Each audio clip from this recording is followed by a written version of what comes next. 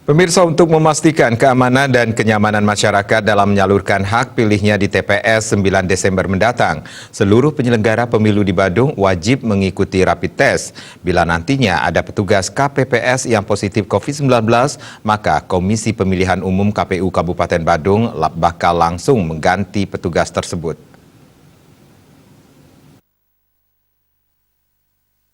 Menurut Ketua KPU Badung Iwayan Semara Cipta, rapid test bagi kelompok penyelenggara pemungutan suara atau KPPS di Badung dilaksanakan secara serentak mulai tanggal 17 hingga 20 November 2020. Jumlah anggota KPPS yang mengikuti rapid test sebanyak 8.984 orang. Hal ini bertujuan untuk memastikan petugas bebas dari COVID-19.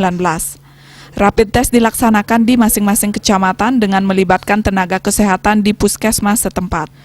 Memberikan rasa aman, nyaman kepada para pemilih yang nanti datang ke TPS 9 Desember 2020.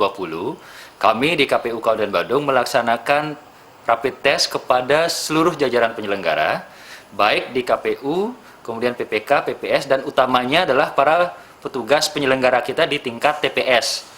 Jadi sebanyak 8.984 itu sudah kita lakukan proses rapid test dengan bekerja sama dengan Dinas Kesehatan melalui puskesmas yang ada di Kabupaten Badung.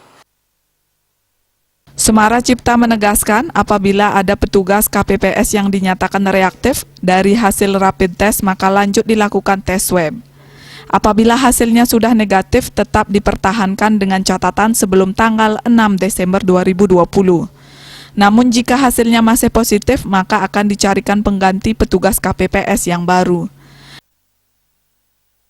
Bila mana ada yang hasilnya reaktif, ketika hasilnya reaktif dan apalagi ada gejala, begitu, hal-hal seperti ini akan langsung ditindaklanjuti oleh Dinas Kesehatan, karena kemarin sudah bekerja sama dengan Rumah Sakit Mangusabdo untuk dilakukan tindak lanjut berupa tes swab. Nah, seandainya tes swabnya juga hasilnya positif, maka baru kemudian dilakukan proses karantina secara terpusat yang sudah difasilitasi oleh pemerintah daerah. Nah, ini hal-hal seperti ini yang kita upayakan untuk menjaga dan meminimalkan klaster terhadap penularan virus COVID-19.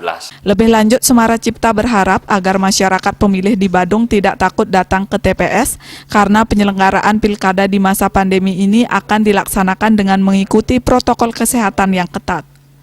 Eka Yana, Bali TV.